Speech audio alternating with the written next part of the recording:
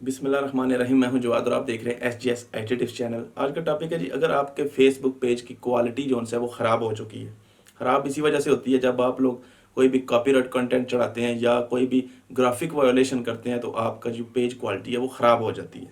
तो इस पर काफ़ी वीडियोस भी बनी हुई हैं यूट्यूब पे, लेकिन एक छोटी सी बात बताने के लिए 8 मिनट 10 मिनट उसको खींचा हुआ है, तो वैसे ही बंदा तंग आ जाता है इतनी लंबी वीडियो देख के। तो सबसे पहले आपको बता दूं, फेसबुक पेज क्वालिटी को ठीक करने के लिए आपके पास कोई ऐसा हल नहीं है कि बोलें आप जाके वो सेटिंग करेंगे तो वो ठीक हो जाएगा।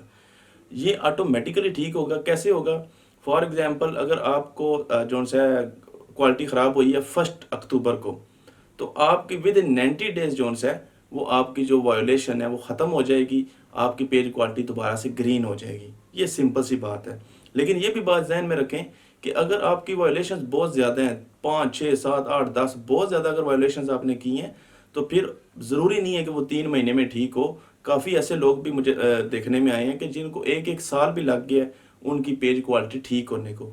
लेकिन मेन बात करने का मकसद ये है कि आपकी पेज क्वालिटी ठीक होगी, चाहे 3 महीने बाद हो चाहे 4 महीने बाद हो, आपकी पेज क्वालिटी खुद ब खुद ठीक हो जाएगी। जस्ट आपने ये ख्याल करना है, दोबारा ऐसा काम ना करें कि बार बार आपको वायलेशंस आ रही हों। जब मज़ीद आती जा रही होंगी तो फेसबुक भी देखेगा कि यार ये बंदा सुधर नहीं रहा, तो वो हो सकता है आपको बहुत लंबा टाइम लग जाए उसको रिमूव होने में।